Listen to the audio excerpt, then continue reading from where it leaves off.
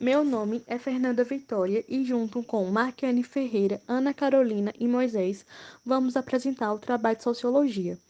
Eu vou começar a falar sobre a antropologia. A antropologia tinha como objetivo estudar todas as formas de culturas humanas.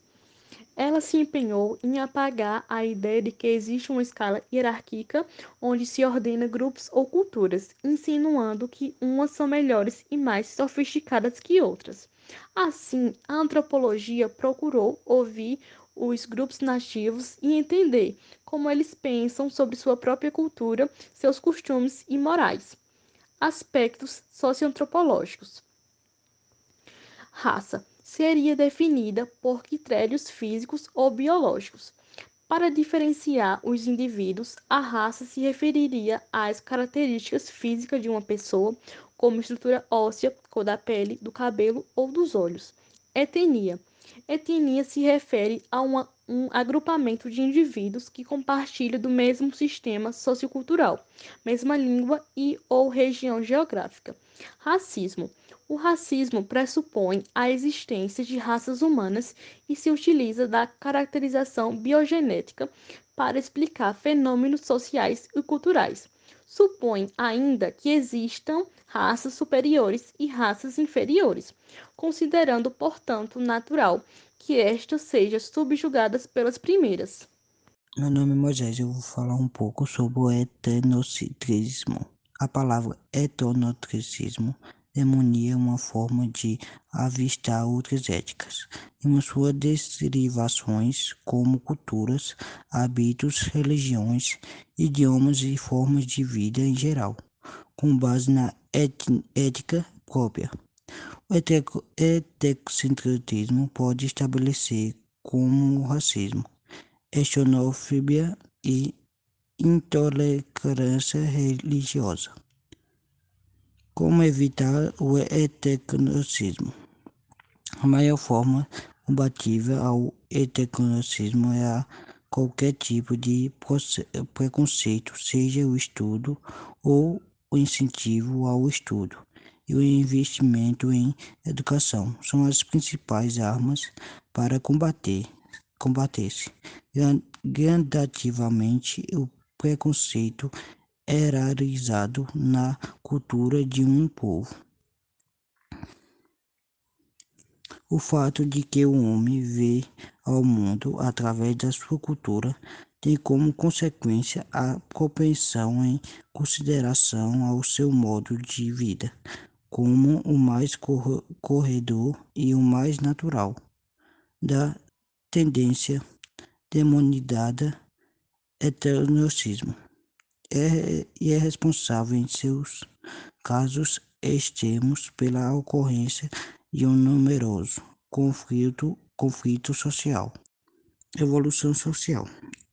O evolucionismo social defendia que em todas as partes do mundo a sociedade humana teria se desenvolvida em estágios sucessivos e obrigatório.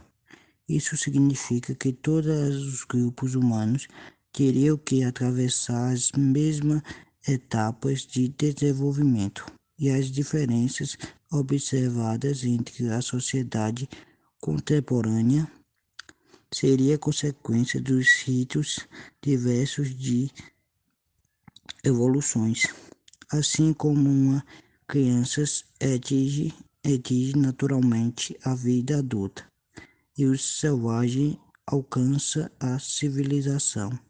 Não é difícil de imaginar que, como essas independências e a sociedade europeia ocupa o lugar de apogeu da civilização. Enquanto isso, os povos nativos das Américas, os aborígenes da Austrália e as tribos da África eram vistos como atrasados, selvagens e distantes dos países de civilização.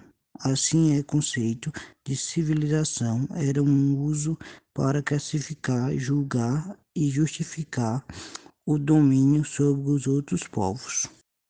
Meu nome é Ana Carolina e eu vou falar sobre superando o etnocentrismo científico.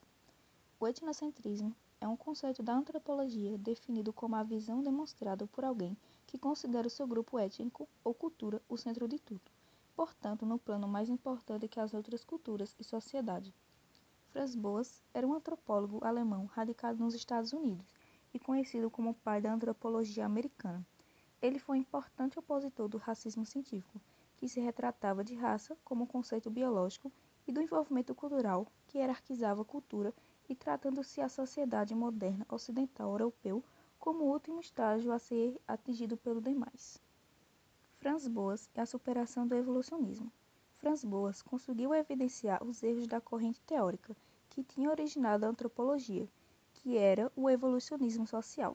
O evolucionismo, ou darwinismo social, apontava uma hierarquia de desenvolvimento da espécie humana por meio das raças, o que poderia ser medido pela cultura.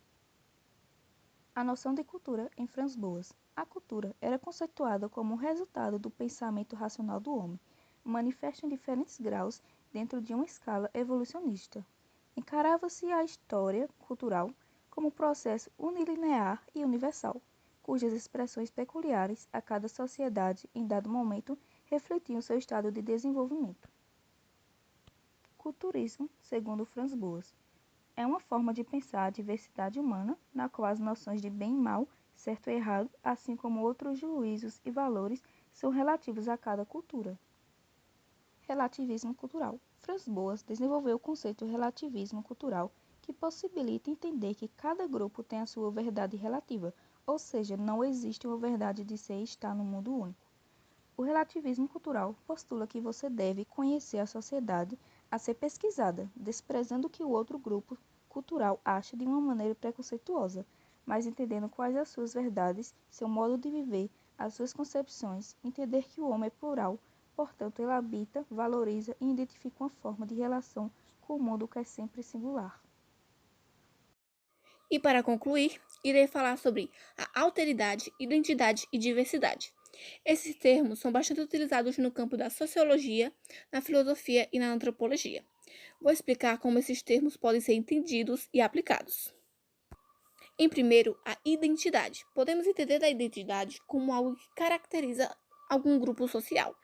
Por exemplo, a identidade cultural de uma pessoa é definida a partir da cultura que essa pessoa está inserida e vai ser expressa por diversas manifestações culturais.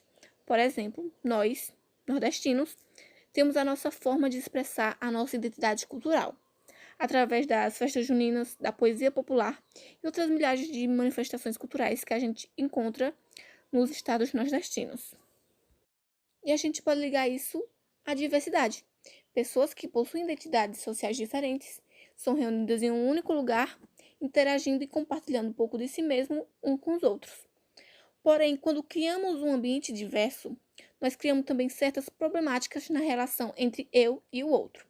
E é aí que a alteridade está inserida. É muito importante conhecermos uns aos outros. Isso implica em perceber o mundo a partir dos olhos do outro e assim observar as condições sociais, a história e a vivência dessa pessoa.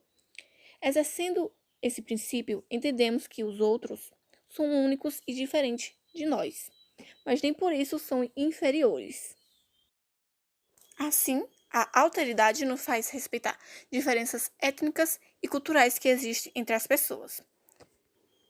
Concluímos então que identidade, diversidade e alteridade são conceitos interligados que conversam entre si.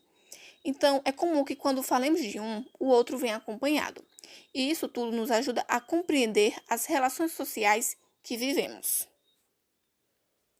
Então, esse foi o nosso trabalho. Espero que tenha dado para entender pelo menos um pouco e muito obrigada pela atenção.